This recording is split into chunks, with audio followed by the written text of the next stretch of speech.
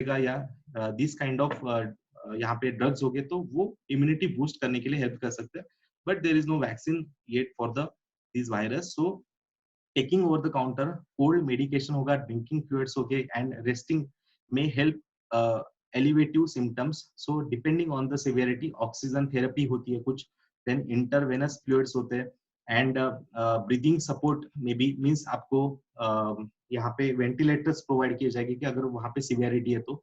So exactly ये आपको यहाँ पे कुछ ट्रीटमेंट्स होगी तो वो ट्रीटमेंट्स आपको देखना है. Then the use of steroids may worsen the outcomes. So several compounds which were previously approved for treatment of other viral diseases are being investigated for use in treatment COVID-19. So अभी start करते थोड़ा सा national response देखते हैं. अब आता है थोड़ा सा डिजास्टर मैनेजमेंट का part. So almost total of 188 countries and territories had at least one case of COVID-19 so far.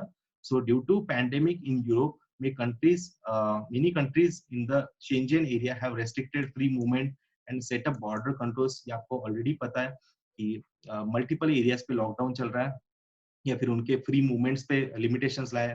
The national reaction have include the contaminant measures such as quarantine and curfew होगा, या stay at home orders हो गए, shelter in place orders हो गए और lockdown हो गए. ठीक है, जिनको कंटेमिनेशन हुआ है या फिर जो क्वारंटीन है सो उनको शेल्टर यहाँ पे प्रोवाइड किया जाएगा. ठीक है, सो ऑलमोस्ट देखो वर्ल्ड में ये कुछ मैप है कि जहाँ पे नेशनल लॉकडाउन है. Dark blue part shows the national lockdown. So like India कि यहाँ पे नेशनल लॉकडाउन हुआ है. देखो सेम फिर अदर भी कंट्रीज यहाँ पे प्रोवाइड किया है, जैसे अर्जेंटीना वगैरह होगा, सो पेरू होगा या फिर इक्वेडोर है. So these countries, even the Australia is there, South Africa is there. ठीक है, so these have the national lockdown plan. Okay, so सब नेशनल लॉकडाउन मीन्स क्या होगा कि कुछ कुछ एरियाज में ही उन्होंने क्या किया है कि लॉकडाउन किया है. बाकी जितने भी उनके ग्रीन जोन्स हो गए, ऑरेंज जोन्स हो गए कि जहाँ पे कंटेमिनेशन ज्यादा नहीं है, तो वहां पे उन्होंने थोड़ा सा उसमें सब नेशनल लेवल पे लॉकडाउन रखा है. And some countries are having no lockdown. So ऐसे कुछ बहुत अफ्रीका के एरियाज वगैरह है, तो ईरान होगा, इराक होगा. सो यहाँ पे भी अभी तक कुछ लॉकडाउन वगैरह सिचुएशन नहीं दिख रही. It is the general map. So contact tracking एक हमने ऑलरेडी देखा है कि देखो कोविड 19 से एग्जैक्टली कैसे टैकल करना है. So COVID 19 strengthen the resilience of health system and save lives. So इसके कुछ हम एरियाज देखते हैं जो वर्ल्ड ने ट्राई किया है, नॉट फॉर इंडिया. मतलब इंडिया ने भी इसमें से कुछ ट्राई किया है, बट वर्ल्ड ने कुछ मेथड्स यहाँ पे एक्सेप्ट किए. ये यूरोप के कुछ हेल्थ केयर सेंटर्स के ये कुछ पीपीडीज है, तो वो हम थोड़ा सा डिस्कस करते हैं. सो कॉन्टैक्ट ट्रैकिंग वो लोग करते हैं कि the purpose that is knowing whose path have crossed. ठीक है, तो कॉन्टैक्ट ट्रैकिंग की उनके कॉन्टैक्ट में, फॉर एग्जांपल कोई पर्सन को हुआ है तो उनके कॉन्टैक्ट में कौन कौन लोग हैं. सो रियल टाइम लोकेशन उसका क्या था वो टाइम पे, उसके सीसीटीवी फुटेज हो गए या ब्लूटूथ मोबाइल होगा. सो उसके थ्रू हम ट्रैक कर सकते हैं कि वो पर्सन कहाँ कहाँ पे विजिट किया था. So that is known as a contact tracking. So this is the method कि हम होने वाला जो कंटेमिनेशन या जो भी स्प्रेड है, सो वो एक लेवल पे हम कवर कर सकते हैं. Okay, so next is the flow modeling.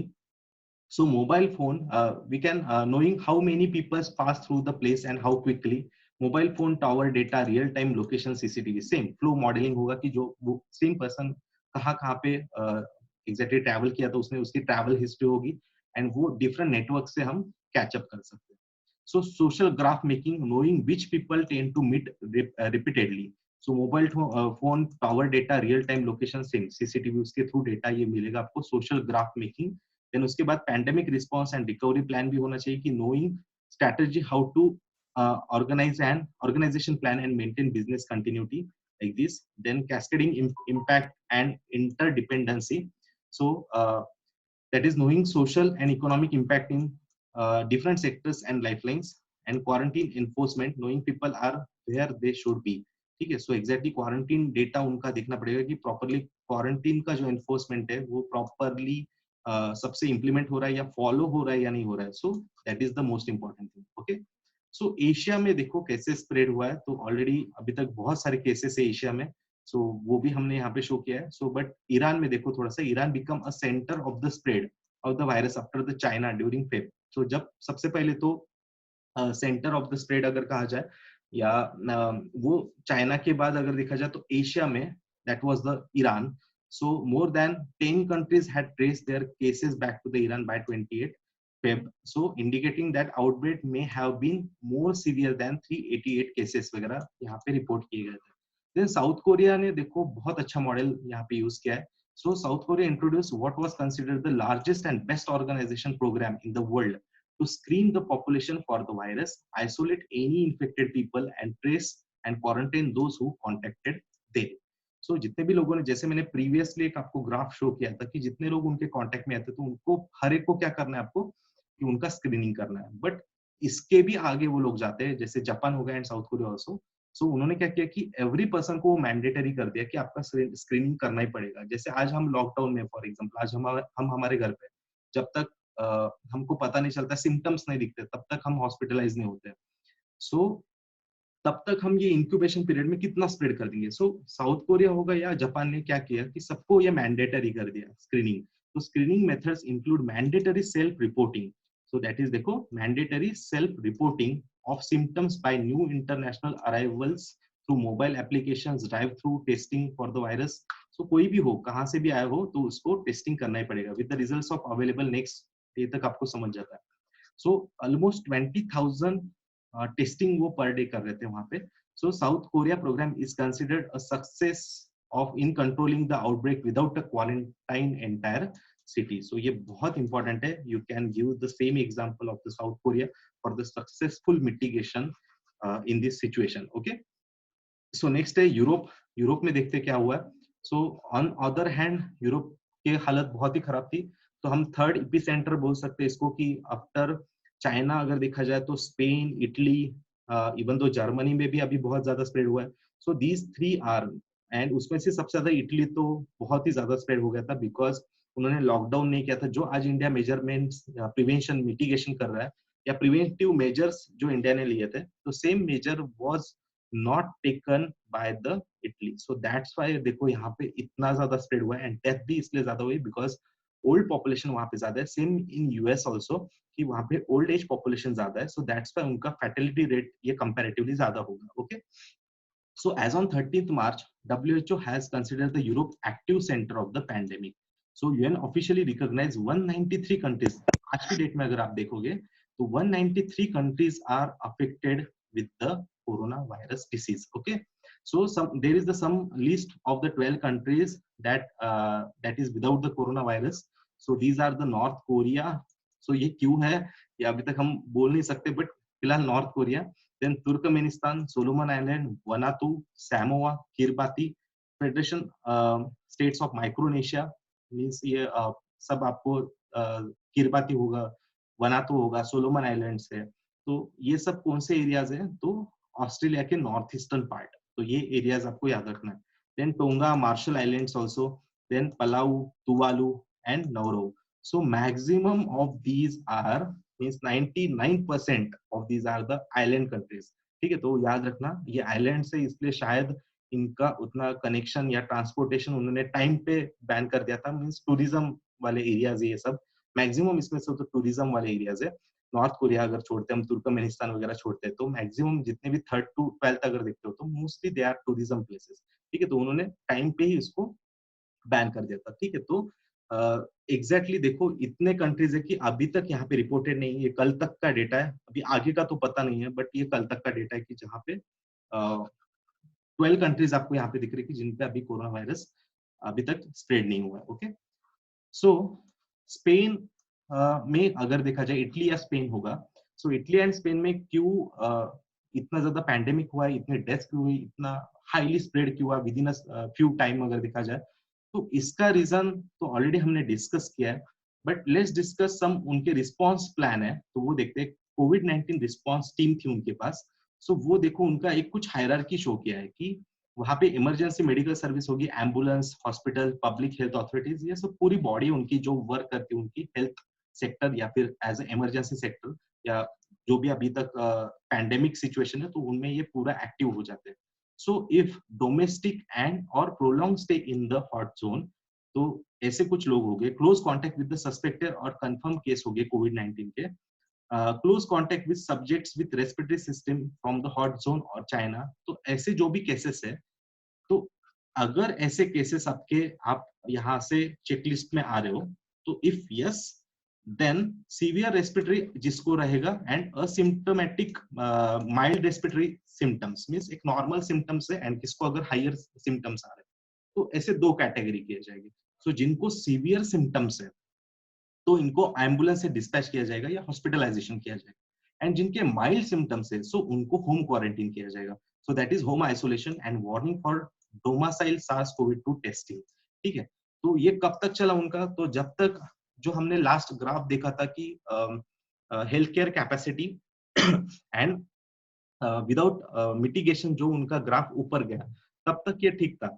But जब ये ग्राफ ने एक्सीड किया हॉस्पिटल्स के जो ग्राफ है उसको, या फिर हॉस्पिटल कैपेसिटी के ग्राफ को जब एक्सीड करते, तो एग्जैक्टली क्या हुआ, हॉस्पिटल क्राउडिंग होता है या फिर प्रॉपर वेंटिलेशन प्रोवाइड नहीं थे। इवन तो ये लेवल आया था कि उन्होंने कुछ कैटेगरीज किए थे एज ग्रुपिंग वाइज, कि जो लोग थोड़े से यंग एज ग्रुप में हो गए या यंग एज ग्रुप में भी जो फिट हो गए, जिनको कोई डायबिटीज या एड्स या फिर कुछ सीवियर क्रोनिक डिसीज नहीं है, तो उनको कैटेगरीज किए एंड उनको हायर लेवल में, मतलब जिनकी यहाँ से सरवाइव करने की या फिर यहाँ से अगर हम बोल सकते हैं कि बचने की कैपेसिटी ज्यादा है, तो उनपे ज्यादा ट्रीटमेंट किया है, बिकॉज वो एक्सीड हो गई थी, वो लेवल ही एक्सीड हो गए, तो हम उनको ब्लेम नहीं कर सकते, बिकॉज वो लेवल ही एक्सीड होने के बाद फिर जो बच सकते हैं उनकी, जिनकी प्रोबेबिलिटी ज्यादा है, तो उनपे इंटेंसली हेल्थ केयर वहां पे लिया गया था। ठीक है, तो ऐसी सिचुएशन इंडिया पे ना आए, तो इसलिए बहुत जरूरी है कि ये केस स्टडी हमको करना पड़ेगा कि इटली एंड स्पेन ने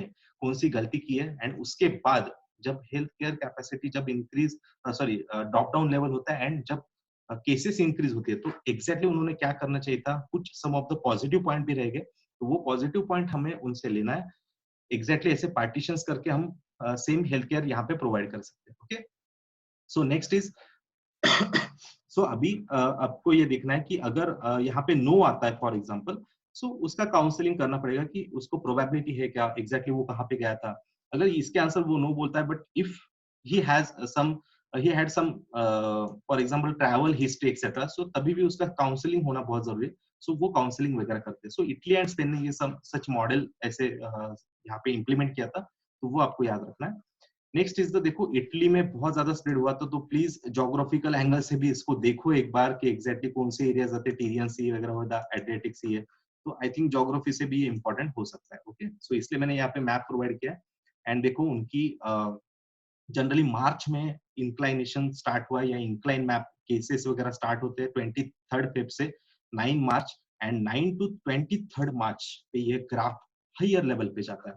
ठीक है, मीन्स देखो सिर्फ यहाँ पे 2 वीक्स है, एक मैक्सिमम हम बोल सकते हैं कि 2 वीक्स या 1.5 वीक में ड्रास्टिकली इनके ग्राफ इंक्रीज होता है, एंड यहाँ पे मोर देन 2 to 3 लाख यहाँ पे इन्फेक्टेड होते हैं। एंड यही ग्राफ इंपॉर्टेंट है, देखो ये ग्राफ इंडिया का अभी इंक्लाइनिंग लेवल पे आ रहा है, because last in 2 weeks 7 to टू 21 मई 50,000 केसेस थे 7 मई को, एंड आज वो केसेस मोर देन 1 लाख है, मीन्स डबल हुआ है। ठीक है, तो यही ग्राफ इंडिया भी फॉलो करने वाला है, बट अगर हम प्रिवेंटिव मेजर्स लेते तो इटली या स्पेन लाइक हमारे ग्राफ ड्रॉप डाउन कर सकते हैं। ठीक है, बट वही है, हमको ये मेजरमेंट्स लेने पड़ेंगे, बिकॉज इनका पॉपुलेशन ही कम है, तो इसलिए देखो उन्होंने प्रॉपर अगर मेजरमेंट्स लेते हैं, कंट्रोलेबल मेजर्स इनके पास, मतलब इंडिया से कंपैरेटिवली यहाँ पे सिचुएशन थोड़ी कंट्रोल में होगी, बिकॉज पॉपुलेशन कम है, तो जो स्प्रेडिंग चेन है तो वो इजीली ब्रेक हो सकती है। सो उन्होंने पॉसिबली ये कर दिया है, करके दिखाया है, देर आई बर दुरुस्त आई, ऐसे अगर हम बोल सकते हैं कि यहाँ पे उन्होंने प्रॉपरली कर लिया। बट स्टिल इंडिया इंडिया की बात है, तो इंडिया का अभी ये फेज स्टार्टेड है, देखो याद रखना अभी इंक्लाइनिंग फेज पे, तो अगर हम प्रॉपर प्रिवेंटिव मेजर्स लेंगे तो ये डेफिनेटली ये ग्राफ नीचे आ सकता है। ओके, सो देखो सेम स्पेन में भी हुआ है, सेम में देखो 14 मार्च इंक्लाइनिंग लेवल पे है, 1 मार्च को फर्स्ट केस थी, 14 मार्च ये इंक्लाइनिंग ग्राफ है। अब थोड़ा सा देखो ये डिक्लाइन लेवल पे आ रहा है, 5 मई तक का ये कुछ ग्राफ मिला है मुझे, तो 5 मई तक देखो स्पेन का ये ग्राफ थोड़ा सा ड्रॉप डाउन हुआ है। ठीक है, तो ये सेम अभी प्रिवेंटिव मेजर्स का ये टाइम चल रहा है उनका। ठीक है, या हेल्थ केयर वगैरह जो सिस्टम्स है, तो कंपेरेटिवली उन्होंने इंक्रीज किया है। ओके, तो ये बस आप केस स्टडी ले सकते हो इटली एंड स्पेन का। सो ये सबसे इंपॉर्टेंट अभी क्या है हमारे लिए, इसमें से क्या सीखना है, सबसे important that is flatten the curve. So ये सबसे इंपॉर्टेंट है कि हमको ये कर्व फ्लैट करना ही पड़ेगा, ओके, बिकॉज इंडिया अभी तक कैपेसिटी में है, बिकॉज ये देखो अभी ये ग्राफ हमारा इंडिया का ऊपर तो जाने ही वाला है, डेफिनेटली जाने वाला है, but health care capacity increase करने का रेट एंड ये केसेस अगर ये एक्सीड होता है तो फिर इंडिया में बहुत बड़ी पैनिक सिचुएशन आ सकती है, या फिर हेल्थ केयर जो सेक्टर है तो उनके लिए चैलेंजिंग सिचुएशन हो सकती है, okay.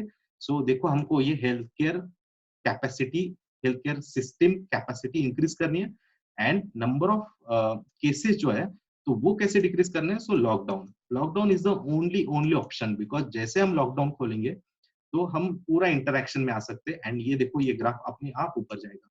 And health care capacity तो अभी हम बेडिंग वगैरह वो तो चल ही रहा है हमारा, ठीक है, तो वो तो होने ही वाला है, ये तो हम इंक्रीज करेंगे, बट जब ये कॉन्फिडेंटली इंक्रीज होगा कि चलो ठीक है अब कोई इशू नहीं है, 10 लाख तक हमारा बेडिंग हुआ है, 20 लाख तक बेडिंग हुआ है, तो तब हम क्या थोड़ा धीरे धीरे लॉकडाउन ओपन कर सकते हैं, बिकॉज इकोनॉमिकली भी हमारा एक अलग सा एंगल है, तो इकोनॉमी भी हमारी स्टेबल होना बहुत जरूरी है।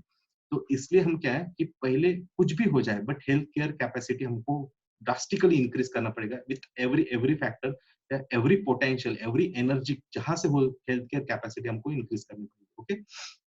सो नेक्स्ट इज यूएसए का भी एक एग्जांपल है। सो यूएसए में भी रिपोर्टेड हुई थी कुछ केसेस, तो उनके भी बहुत ऑलमोस्ट 1 मिलियन इनहैबिटेंट्स, थर्ड मई को उनके 1 मिलियन मींस 10 लाख इन्फेक्टेड हुए थे एंड अभी तो बहुत चल रहा है बिकॉज लॉकडाउन नहीं हो रहा है उनके यहाँ पे। सो इसलिए मुझे लगता है कि ये सबसे इंपॉर्टेंट फैक्टर है कि इकोनॉमी स्टेबल रखने के लिए मे बी यहाँ पे कुछ अलग मेजर्स लिए। So please read about the USA, USA के लिए रीड करना है आपको, उनके अलग अलग फैक्टर्स यहाँ पे दिए मैंने। देन G20 समिट भी एक बार देख लो, इसके रिगार्डिंग क्या है, G20 समिट में भी कुछ एक्शंस हुए थे तो वो एक चेक करना है। Then corona virus preparedness and response supplement appropriation act into law, ऐसे उन्होंने इम्प्लीमेंट किया था 6 मार्च को, तो वो भी आपको एक बार चेक करना है, ठीक है। तो यूएस के लिए, यूएस का स्टडी आपके लिए रखा मैंने, so please go through this. So let's start with the India, okay, so COVID-19 pandemic in India. The first case of COVID-19 pandemic in India was reported on 13th of Jan। देखो exactly almost हम बोल सकते हैं कि एक महीने बाद जब चाइना में रिपोर्ट हुआ था, तो उसके एग्जैक्टली एक महीने बाद हम बोल सकते हैं कि 13th ऑफ जैन को ओरिजिनेटेड जो चाइना से हुआ था, तो उसके एक महीने बाद हमारा फर्स्ट रिपोर्ट होता है केरला में। सो that is in Thrissur Kerala, Thrissur district है उनका, तो वहां पे फर्स्ट केस रिपोर्ट होती है। Then as of 21st of May 2020 ministry of health and family welfare में अभी देखा जाए तो मतलब आज का ये डेटा है, तो देयर आर 1,12,359 केसेस। सो 45,000 ये बहुत अच्छी बात है इंडिया के लिए कि 45,000 ऑलमोस्ट 50%, ऑलमोस्ट 50% रिकवर भी हो गए। So the number of cases breach the 1 lakh mark on 19th of May, means परसों की बात है, तो 19 मई को ये क्या हुआ था, 1 लाख का मार्क हमने क्रॉस किया है। The highest single day surge in new cases was recorded on 20th, means कल की बात है कि सबसे ज्यादा highest recorded case 5,611 cases way reported and 3,435 deaths in the country. ये कल की ही बात है कि जब ये सबसे ज्यादा केसेस एंड सबसे ज्यादा डेथ्स ये कल हमको दिख रहे हैं, कल का ही डेटा ही है, okay. So next is India's case fatality is relatively lower, that is 3.09 against the global 6.63। तो ग्लोबल फैटेलिटी रेट कितना है एज पर द केसेस को अगर हम कंपेयर करेंगे तो वर्ल्ड का 6.6 है एंड इंडिया का 3.09 तक है। सो अभी तक का मतलब इसके बाद में भी इंक्रीज हो सकता है, डिक्रीज भी हो सकता है। तो अभी तक तो 3.9 तक दिख रहा है हमको। सो ये बहुत अच्छी बात है कि वर्ल्ड के फैटेलिटी रेट से हमारा हाफ पे रहेगा, ठीक है। तो ये बहुत अच्छी बात है इंडिया के लिए। So please note that point also. So exactly देखो 13 से हमारा कैसे स्प्रेड हुआ, ये कुछ GIF फाइल है, so you can just overlook it. तो देखो केरला में हुआ था, फिर बाद में 21 मार्च 22 मार्च में महाराष्ट्र एंड केरला थोड़े रेड जोन पे जाते हैं, फिर कर्नाटका वगैरह गुजरात भी आ रहा है। तो ये धीरे धीरे 31 मार्च 1 अप्रैल तक देखो रेड हो रहा है, मीन्स नंबर ऑफ केसेस बहुत इंक्रीज हो गई। तो एग्जैक्टली देखो ये from the 13th of Jain 1 Feb ऐसे जनरली थोड़ा थोड़ा थोड़ा स्प्रेड होके देखो अभी ये लार्जली स्प्रेड हुआ है इंडिया में, okay. So next is there is one epidemic disease act तो ये बहुत इंपॉर्टेंट है। तो ये एक बार देखना। हाँ, एक केसेस की बात है, एक केसेस का एक एक्स्ट्रा पॉइंट है आपके लिए। तो देखो ऑलमोस्ट सब जगह पे स्प्रेड हुआ है, एक्सेप्ट देखो अभी 2 रीजन्स है कि एज ऑफ 20 में 2 regions Sikkim and Lakshadweep have not reported a case. Okay, so ये इंपॉर्टेंट फैक्टर होगा कि अभी तक सिक्किम एंड लक्षद्वीप में अभी तक रिपोर्टेड केस नहीं है। One is UT, one is state. So यहाँ पे अभी तक रिपोर्ट नहीं है केसेस। सो ये इंपॉर्टेंट फैक्टर हो सकता है। सो इपिडेमिक डिसीज एक्ट ऑर्डिनेंस, उसमें कुछ अमेंडमेंट किए थे हमने 2020 के। सो वो हम बाद में देखते हैं, पहले ये एक्ट क्या है वो देखते हैं। So Epidemic Disease Act 1897 is a law which was first enacted to tackle bubonic plague in Mumbai, formerly Bombay, in the British India. 1897 का ये एक्ट है कि जब बहुत आपने हिस्ट्री तो शायद पढ़ा ही होगा, तो तब बहुत ज्यादा स्प्रेड हुआ था प्लेग, तो पुणे एंड मुंबई में। तो ऑलमोस्ट 2 to 3 लाख डेथ हुई थी तब, एंड तब का ये ब्रिटिश टाइम का ये एक्ट है। So the law is meant for the containment of epidemics by providing special power that are required for the implementation of containment measurements to control the spread of the disease. So this is the objective of this Epidemic Disease Act. So the act has been routinely used to contain various diseases in India such as swine flu, cholera, malaria and dengue. So in 2018 the act was enforced as cholera began to spread in region of Gujarat. So ये तब enforce हुआ ये act। इन 15 में भी देखोगे आप तो swine flu या डेंगू एंड मलेरिया के लिए भी ये छत्तीसगढ़ में वगैरह हुआ था। देन पुणे में आपको 2009 का पता होगा, स्वाइन फ्लू के टाइम भी ये एपिडेमिक्स एक्ट इम्प्लीमेंट हुआ है, डिसीज एक्ट।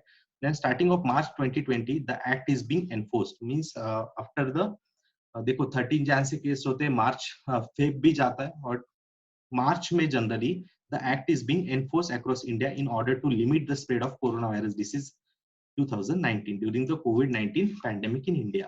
ठीक है, सो इसमें देखो अभी रिसेंटली अमेंडमेंट हुआ है। So epidemic diseases act ordinance, amendment ordinance 2020, the act has also been amended in its application to various region and state such as epidemic diseases Punjab amendment act 1944 and the extend to Dadra Nagar Haveli also. सो ये वहां तक extend किया है। सो इसके keyword epidemic disease ऐसे कुछ होते हैं। स्टेटस इनफोर्स, अभी ये एनफोर्स है। तो ये नॉर्मल जब कोई पैंडेमिक या एपिडेमिक नहीं होता है तब ये न्यूट्रल मोड पे होता है, या ऑफलाइन जैसे हम बोल सकते हैं वो स्टेटस होता है। फिलहाल अभी ये इन फोर्स पे रहेगा, that is epidemic diseases act. So please go through this act, ये एक बार थोड़ा सा चेक कर लो। सो इंडिया ने कंपैरेटिवली बहुत अच्छे से टैकल किया है। तो डब्ल्यूएचओ के कुछ डायरेक्टर्स वगैरह देख लो, डब्ल्यूएचओ एग्जैक्टली कैसे वर्क करती है वो बहुत इंपॉर्टेंट है। सो उसके टेड्रेस ये एडानन जो डायरेक्टर है उनके बारे में थोड़ा सा पढ़ लो एक बार। देन वो तो नहीं, बट जो एग्जीक्यूटिव डायरेक्टर है माइकल जे रैन, वो क्या बोलते हैं देखो कि chief executive director of the WHO health emergency programme said that India had tremendous capacity to deal with the coronavirus outbreak, and as the second most populous country will have enormous impact on the world's ability to deal with it. ठीक है, सो ये बहुत important है कि कौन क्या बोलता है, बिकॉज ये थोड़ा सा हम दे सकते हैं कि इंडिया की कैपेबिलिटी है, ऐसे यहाँ पे मेंशन हो रहा है। सो ये बहुत इंपॉर्टेंट है कि इंडिया में ट्रिमेंडस कैपेसिटी, कि इतना ज्यादा पॉपुलेशन होके भी हमने बहुत अच्छे लेवल पे यहाँ पे रिकवर किया है एंड करने भी वाले हैं। तो इट इज लाइक मोटिवेटिंग एक होता है, तो वो आपको आंसर में डेफिनेटली देना है कि किसने क्या बोला एक्सेट्रा एक्सेट्रा। ठीक है, तो डब्ल्यूएचओ की बॉडी में देखो ये इंपॉर्टेंट है, that is the first women to hold WHO second highest rank बोला जाता है जिसको। So that is doctor Soumya Swaminathan. ठीक है, सो उनके बारे में भी थोड़ा सा देखो, डॉक्टर सौम्या स्वामीनाथन। ठीक है, सो नेक्स्ट इज ऑक्सफोर्ड का देखो कुछ डेटा है। ऑक्सफोर्ड कोविड-19 government response tracker Ox CGRT in its reports based on data from 73 countries का कुछ ऐसा डेटा कलेक्ट किया है that the Indian government has respond more stringently than other countries in tackling the pandemic. ठीक है, अब ये डेटा क्या होता है वो हम थोड़ा सा आगे देखते हैं। सो देखो, it noted that government Swift action, emergency policies, policy making, emergency investment in healthcare, fiscal measures, investment in vaccine research, active response to the situation, and scored that's why India scored 100 for its strictness। तो ये कुछ आपके strictness पे, जैसे कोई teacher होता है कि वो स्ट्रिक्ट होता है, जो लेवल पे वो स्ट्रिक्ट होता है, ठीक है, तो उसके स्ट्रिक्टनेस का ऐसे जनरली ग्राफ अगर हम बोलते हैं कि आपको ये करना ही है, ये कंट्रोल में लाना ही है, इसका रिजल्ट हमको कुछ भी करके अचीव करना है. सो that is publish by the Oxford COVID-19 government response tracker OXCGRT. तो उनके थ्रू इंडिया ने 100% यहाँ पे मार्क्स लिए, ऐसे हम बोल सकते हैं कि 100% स्ट्रिक्ट स्ट्रिंजेंसी इंडेक्स होता है जो 100 पे काउंट करते हैं. जितना लोअर होगा दैट मीन्स क्या होगा कि उनका स्ट्रिक्टनेस वहां पे कम होगा. Okay, so government response to the COVID-19 selected countries अगर देखोगे अप्रैल 1 का कुछ डेटा है. सो स्ट्रिंजेंसी इंडेक्स इनटू 100 होता है, that is known as strictness. So India देखो यहाँ पे टॉप पे है. ठीक है, so India is the on the top. ऐसे मतलब टॉप यहाँ पे रैंकिंग वगैरह नहीं होता है, जनरली स्ट्रिक्टनेस पे शो होता है. ठीक है, सो इंडिया, अर्जेंटीना है. सो ये स्ट्रिक्टर पॉलिसी उन्होंने इंप्लीमेंट की. इवन दो मलेशिया की हमारा सक्सेसफुल स्टोरीज देखे, सिंगापुर हो गया, मलेशिया, उन्होंने लॉकडाउन बाद में एक्टिवेट किया. इनिशियली नहीं किया था बट बाद में उन्होंने लॉकडाउन या स्ट्रिक्ट मेजरमेंट्स किए. देन साउथ कोरिया भी होगा, फ्रांस होगा, देन चाइना, जर्मनी 70% पे आते हैं. देन कनाडा, जापान, यूएस वगैरह देखा जाए तो 60 to 70% पे आते हैं. तो उतने कम लेवल पे उनका दिख रहा है और उतनी केसेस यहाँ पे ज्यादा दिख रही है. ठीक है, तो उतना हम देख सकते हैं. इटली ये बाद में आता है. इटली इनिशियली उतने लॉकडाउन नहीं था बट बाद में उनको करना पड़ा है. ठीक है, उतना याद रखना है आपको. एंड बाद में देखो यूएस अभी तक 60-70 पे ही है. सो दैट्स व्हाई इनके केसेस थोड़े से ज्यादा दिख रहे हैं. ठीक है, सो 100 देखो यहाँ पे इंडिया दिख रहा है, that is on the 100% strictness. उसके बाद स्पेन वगैरह, इटली आता है, देन जर्मनी, यूके, यूएस, यहाँ पे कुछ डेटा दिया है. चाइना 40. इनिशियली उन्होंने स्ट्रिक्ट लेवल पे था 76 पे एंड बाद में उन्होंने स्ट्रिक्ट किया. तो देखो इंडिया का भी अगर आप देखोगे पहले 47% पे था बिकॉज हमारा तब उतनी केसेस नहीं थी. मार्च के आसपास अगर आप देखोगे तो इसलिए 47% मीन्स हमने पार्शियली लॉकडाउन किया था, पार्शियल कर्फ्यूज किए थे या जनता कर्फ्यू किया था कि जो आपकी मर्जी पे रहेगा एक्सेट्रा. ये कुछ मेथड्स हमने मार्च में किए थे. तो उसके बाद देखो जब अप्रैल आता है तब हमने पूरा नेशनल लॉकडाउन इंप्लीमेंट किया एंड दैट इज 100%. तो इसलिए अभी 100% पे आता है हमारा स्ट्रिंजेंसी इंडेक्स में. ठीक है, तो please mention this stringency index कि इंडिया कौन से लेवल पे कितना सीरियसली इसको ले रहा है. तो that is can be noted by the stringency index bye Oxford. ठीक है, so next is so India के कुछ लास्ट केसेस देख सकते हैं हम कि इंडिया में देखो from the 7th of March, जिसमें मुझे एक सिवियरिटी शो करना है कि इतना 100% लेके भी, इतना सब स्ट्रिक्ट करके भी, सोशल डिस्टेंसिंग रख के भी इंडिया की आज मतलब पॉपुलेशन ज्यादा है, पॉपुलेशन डेंसिटी ज्यादा है. इवन दो हम लॉकडाउन भी करते हैं बट थोड़ा सा जब हम टाइम एक दिया जाता है कुछ कुछ स्टेट्स में अगर देखा जाए तो पर्टिकुलर टाइम के लिए थोड़ा सा लॉकडाउन रिलीज किया जाता है for buying some essential commodities. So तब ये टाइम में अगर आप देखोगे तो जो भी स्प्रेड हुआ है तो देखो लॉकडाउन का स्प्रेड 7th of May को हमारी केसेस थी 52,000. ओके, सो सेकेंड वीक में अगर आप देखोगे 14th of May को थी 78,000 एंड उसके बाद आज 21st of May है तो 1,12,000 मीन्स डबल इन 2 weeks. ठीक है, तो हमारी केसेस देखो डबल हुई है. डेथ्स वगैरह देखोगे तो नॉर्मली थोड़ा सा ठीक ठाक डेथ्स है, मतलब कंपैरेटिवली वर्ल्ड के कंपैरिजन में देखो अभी तक हम 3% तक एवरेज निकाला जाए तो ये डेली कुछ एवरेजेस है डेथ्स के. तो वो सब छोड़ दो बट इंपॉर्टेंट क्या है कि केसेस कितने इंक्रीज हो रहे हैं हमारे. प्रॉपर टेस्टिंग हो जाए, मतलब इतने लोग अगर जैसे हम आरओ देख रहे थे. सो आरओ मीन्स क्या हुआ कि इनिशियली हमारी केसेस बहुत कम थी बट हमने ये इंक्यूबेशन पीरियड में इतने लोगों को इन्फेक्ट कर दिया है जिनको ये वायरस था या फिर जिनमें ये पैथोजन था.